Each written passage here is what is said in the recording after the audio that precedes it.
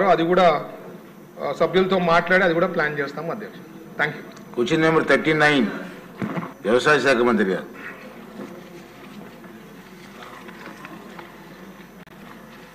అధ్యక్ష, ఏ ప్రశ్నకు సమాధానం GPS ట్రాకర్లు, ట్రాన్స్పౌండర్లు కేంద్ర ప్రభుత్వ మత్స్య పరిశ్రమల శాఖ PMMSY నాన్ బెనిఫిషరీ పథకం కింద రాష్ట్రానికి 4484 ట్రాన్స్పౌండర్లను కేటాయించడం అయింది. ఇన్స్టాలేషన్ కొనసాగుతూ ఉంది. ఇప్పటి వరకు 1135 ట్రాన్స్పౌండర్లను మెకనైజ్డ్ బోట్లకు అమర్చడం అయింది. అదేవిధంగా ఎండు చేపల నిల్వ గురించి అడిగారు. విశాఖపట్నంలోని ఫిషింగ్ హార్బర్ ప్రాంగణంలో తిమ్మాపురంలో ఎండు చేపల నిల్వల కోసం 2 గోడౌన్లని నిర్మించడం అవుతుంది. అదేవిధంగా ఐస్ ప్లాంట్లు, కోల్డ్ స్టోరేజ్ల గురించి అడిగారు. రోజుకి 280 టన్నుల ఉత్పత్తి సామర్థ్యంతో విశాఖపట్నం ఫిషింగ్ హార్బర్ ప్రాంగణంలో 5 ఐస్ ప్లాంట్లని అందుబాటులో ఉంచాం. అదేవిధంగా లైటింగ్ గురించి అడిగారు. విశాఖపట్నం, కాకినాడ, మచిలీపట్నం మరియు నిజాంపట్నం వంటి ఫిషింగ్ హార్బర్లలోను మరియు కోనసీమ జిల్లాలోని అంతర్వేది, పల్లిపాలెంలోని ఫిషింగ్ ల్యాండ్కు సెంట్రల్ లైటింగ్లు కూడా సమకూర్చడం అయింది. బి ప్రశ్నకు సమాధానం ఐస్ బాక్సులు, వలలు, ఇంజన్లు మరియు పడవలు PMMSY పథకం కింద 2020-23 వరకు గల కాలంలో 1.83 కోట్లు సబ్సిడీతో 128 మంది మత్స్యకారులకు ఫిషింగ్ బోట్లు, వలలు మరియు ఇంజిన్లు ఇవ్వడమైంది. Diesel subsidy, HSD oil subsidy పథకం కింద HSD ఆయిల్ కార్డులకు 20,812 ఫిషింగ్ బోట్లు అర్హత కలిగి ఉన్నాయి. వీటికి లీటర్కు 9 రూపాయల చొప్పున సబ్సిడీ అందరమవుతుంది. ప్రతి సంవత్సరం 10 నెలల పాటు మెకనైజ్డ్ బోట్లకు 3,000 లీటర్లు, మోటార్ బోట్లకు 300 లీటర్లు, 2 నెలల చేపల వేట నిషేధ కాలం మినహా అందించడం అవుతుంది. 2019-20 నుండి బడ్జెట్ నుండి 162.19 కోట్లు కేటాయిస్తున్నాం. అదేవిధంగా డీజిల్ డిపో గురించి అడిగారు. విజయనగరం జిల్లా నెల్లిమర్లలో డీజిల్ డిపోను ఏర్పాటు చేసే ప్రతిపాదన ఏది ప్రస్తుతానికి లేదు. నాగమాధవ్ గారు.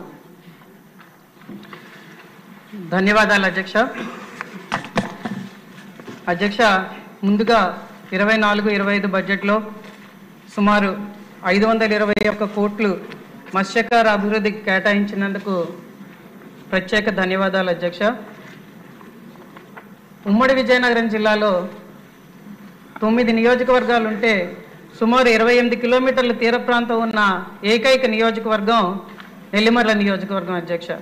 2 మండలాలు, 28 కిలోమీటర్లు, 7 పంచాయతీలు, 14 గ్రామాలు, లెక్కకు మాత్రం 20,000 మత్స్యకారులు. కానీ అక్కడ జీవితం అగమ్య గోచరంగా ఉంది అధ్యక్ష. ముసలివాళ్ళు, ఆడవాళ్ళు, పిల్లలు మాత్రమే ఆ తీర ప్రాంతంలో ఉంటారు అధ్యక్ష. వలసలు పెట్టింది పేరు, అక్కడ ఎవ్వరూ ఉండరు, ఇళ్ళు సరిగ్గా ఉండవు, రోడ్లు ఉండవు, కాలువలు ఉండవు, తాగడానికి మంచినీళ్లు కూడా దొరకని పరిస్థితిలో అక్కడ మత్స్యకారులు తీవ్ర ఇబ్బందులు పడుతున్నారు అధ్యక్ష. గుజరాత్, కర్ణాటక వెళ్ళిపోతారు, వైజాగ్లో చాలా మంది ఉంటున్నారు. ఈ ప్రశ్నలో కూడా మన గౌరవ మంత్రివర్యుల సమాధానంలో నెల్లిమర్ల నియోజకవర్గంలో ఎటువంటి అభివృద్ధికి ఎక్కడా కూడా లేవు అధ్యక్ష. కాబట్టి ప్రత్యేకమైన క్వశ్చన్లు నెల్లిమర్ల నియోజకవర్గానికి అడగడానికి మిమ్మల్ని పర్మిషన్ అడుగుతున్నాను అధ్యక్ష. ఇక్కడ ఏంటంటే అధ్యక్ష, వీళ్ళు వలసలు వెళ్ళిపోయిన తర్వాత ఆ ఫ్యామిలీస్ ఎంత తల్లడిల్లిపోతున్నాయో ఒకసారి చూడాలి అధ్యక్ష. కడలి కష్టాల్లో గంగపుత్రులు అని చెప్పి టైటిల్స్ మాటకే మిగులుతున్నాయి అధ్యక్ష. టీవీ ప్రోగ్రాంలు వస్తాయి, పేపర్లో న్యూస్ వస్తుంది తప్పించి ఎవ్వరూ పట్టించుకోవట్లేదు అధ్యక్ష. ఇంటర్నేషనల్ బోర్డర్స్లో వీళ్ళు పట్టుబడినప్పుడు వాళ్ళు పడ్డ కష్టాలు, అప్పుడు నాదెళ్ల మనోహర్ గారు కూడా వచ్చారు అధ్యక్ష అక్కడికి, శ్రీకాకుళం జిల్లాకి మాకు వచ్చి చూశారు. వాళ్ళు నిజంగా అసలు వర్ణనాతీతం అధ్యక్ష. వాళ్ళు వలలు కాలిపోతాయి, బోట్లు మునిగిపోతాయి, బోట్లు కాలిపోతాయి, ఇళ్ళు కాలిపోతూ ఉంటాయి, రోజు ఏదో ఒకటి, లేకపోతే ఎవరో ప్రాణం పోతుంది, అలాగే శవం దొరకదు, ఎక్కడో మునిగిపోతారు. ఇవి ఇంకా ఈ కష్టాలు నాకు ఫోన్ కాల్ వచ్చిందంటే తీర ప్రాంతం నుంచి భయం అధ్యక్ష. ఏమవుతున్నదో అర్థం కాదు అధ్యక్ష. అసలు అంత దరిద్రమైన పరిస్థితుల్లో ఈ మత్స్యకారులు ఉన్నారు అధ్యక్ష. దీని మీద మన కూటమి ప్రభుత్వం ప్రత్యేక దృష్టి పెట్టాలి అధ్యక్ష. ఎందుకంటే ఈరోజు మత్స్యకారులు ఏమంటున్నారంటే, మమ్మల్ని ఎలక్షన్ల ముందర రకరకాలుగా చెప్తారు, మాకు అన్నీ చేస్తానని చెప్పి మమ్మల్ని ఒక ఓట్ బ్యాంక్ లా చూస్తున్నారు తప్పించి మా కష్టాలు అసలు ఎవరు తీర్చట్లేదని ఈరోజు వాళ్ళందరూ కూడా చెప్తున్నారు అధ్యక్ష. కాబట్టి ఎన్డీఏ కూటమి దాని మీద